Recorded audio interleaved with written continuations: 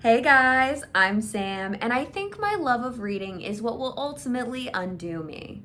I read Emily Wilde's Map of the Otherlands by Heather Fawcett. This is the sequel to Emily Wilde's Encyclopedia of Fairies, which I absolutely loved. And I was so excited for this sequel. This was one of my most anticipated books of this year, and it did not disappoint. It was fantastic. I loved every second of it. The only problem is that, and I keep doing this to myself, the only problem is that this is not a duology, okay? There's another book coming after this. And the problem with devouring a book in the first day it's released is that now you have to wait an entire year for the next one to come out.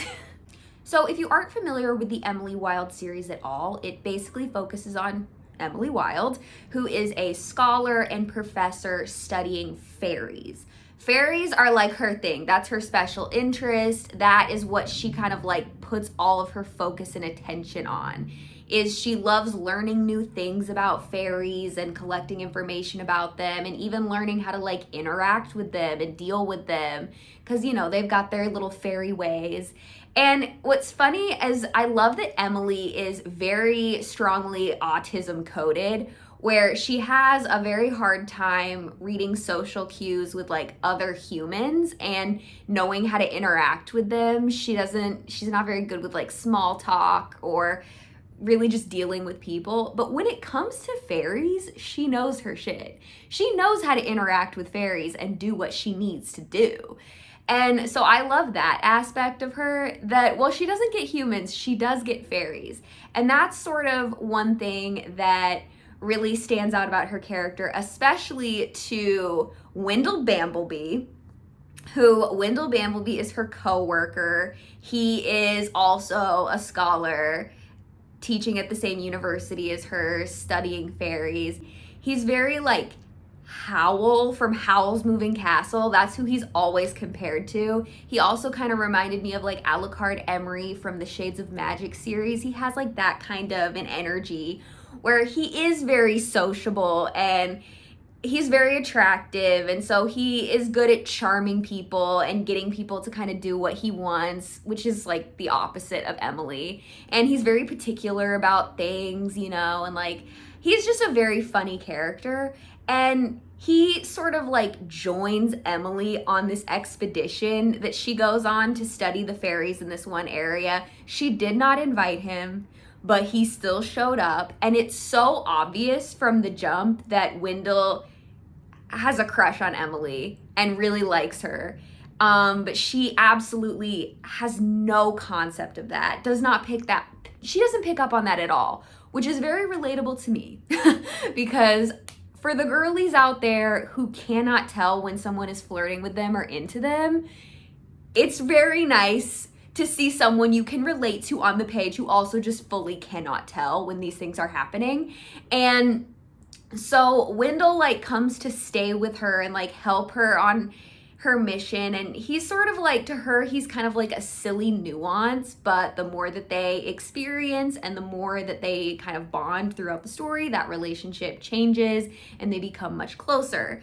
And it's pretty hard to talk about what happens in this second book without spoiling the first book. So I'm just gonna go ahead, and you have been warned, spoilers coming. But here we go. So in the first book, it is not only revealed that Wendell is in love with Emily, it's also revealed that he's like a banished fairy king who's been kicked out of his realm by his evil stepmother. And now he's unable to find the door to enter his realm again. So he needs help finding the door so that he can like go back home. And Emily, once she learns this about him, immediately she agrees that of course she's gonna help him find his door so that he can return to his fairy realm and be the fairy king again. And what Wendell and I both love about Emily is that she's just very matter of fact about these things. Wendell even asks her to marry him, and she's just very like matter of fact, doesn't really know how to process something like that or what she wants to do about the prospect of something like that, but she does care about him and she is going to help him find his magic door. So that's where we're at in the sequel, that there's romantic tension and the whole focus is that we're going to find that door. So the second book is really where we see the romance between Emily and Wendell sort of take off, because in the first book, Emily isn't really sure what she wants to do. She does know that she cares about Wendell, but like, what does that really even mean? And she really finds that throughout the course of the second book. And what I especially love about the romance in this book is that Wendell loves her so much, exactly how she is, for like all of her little curmudgeon-y traits. He loves everything about her, and he's always like doing these little things for her. Like he will like enchant her clothing to like protect her from other fairies. So if she's in a dangerous situation, she has like a magic cloak that he's altered that will defend her. Fairies in this world are pretty notorious for lacking empathy. They're very like cold-hearted and self-centered, and especially when it comes to humans, they typically see humans as either like some kind of plaything that they can mess around with, or like literally they're just straight up trying to eat them. So, you know, when it comes to like fairy human relations, a lot of people assume the worst. And especially once other characters in the book find out that Wendell is in fact a fairy, they assume he has like the worst intentions for Emily, but that couldn't be further from the truth. Emily is really the person who's unknowingly making Wendell a better person. And she's that person who like challenges him and calls him out when he's being a dumbass. And that's what he loves about her. And he is dedicated to Emily. He loves her so much. Like people, what these other people don't realize is that Miss Wendell Bamblebee is a simp. And he is simping so hard for Emily. And that's the dynamic that I really like in a romance. I predominantly read gay romance, and a lot of that comes from like when I do read heterosexual romances, even when the author is a woman, a lot of the times I'm worried about how the female lead is being treated in the relationship. And there's often like sort of this built-in internalized sexism in these relationships and fantasy where the male characters are sort of like, they have these like toxic masculine traits that maybe even the author isn't even conscious of how toxic that trait is. I don't know, but like very like toxic masculinity always kind of comes into play in a lot of like heterosexual romances, and you see it all the time in romantasy. But what I like about this story and other stories like it is that you don't see that. You know, you see people who really care about each other, and Wendell really respects Emily and recognizes everything that she can do. Even if she doesn't recognize how great she is, he does. And they bring out the best in each other in a really nice way, where there isn't this drama of like misunderstandings and jealousy, you know, like that. We don't have that in this story. It's just a very nice, healthy romance between two very interesting people that you wouldn't probably not expect to see together.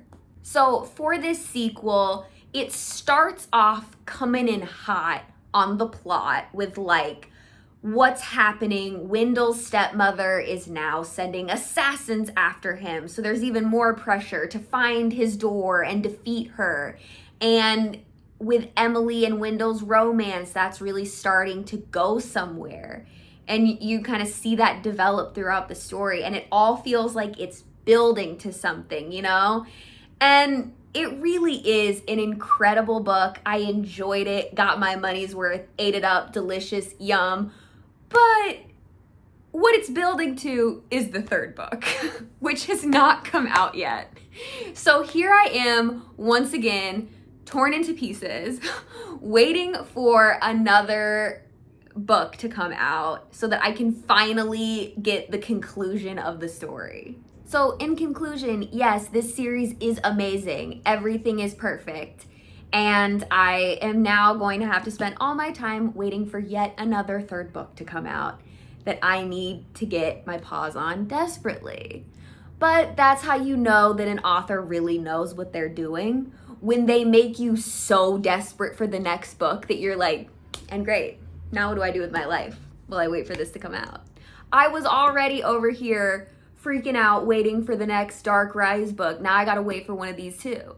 While I wait, I'm getting back in my danmei bag and finally reading the Grandmaster of Demonic Cultivation. Everybody who watched my Heaven Official's Blessing video left so many great comments. The comments were so much fun to read because I love how absolutely unhinged we all are being obsessed with Heaven Official's Blessing. So that really inspired me to get back into finally reading Grandmaster of Demonic Cultivation. I've also been reading the Stars of Chaos books.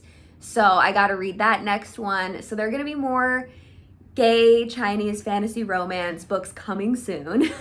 And then I'm also working on some videos about fan fiction. So if you're interested in a fan fiction video, leave a comment. Really just leave a comment regardless, because I love reading the comments. They're a lot of fun. And thank you to everyone who's been watching my videos. Give it a like, give it a subscribe, do all the things, and have a great rest of your day. Bye.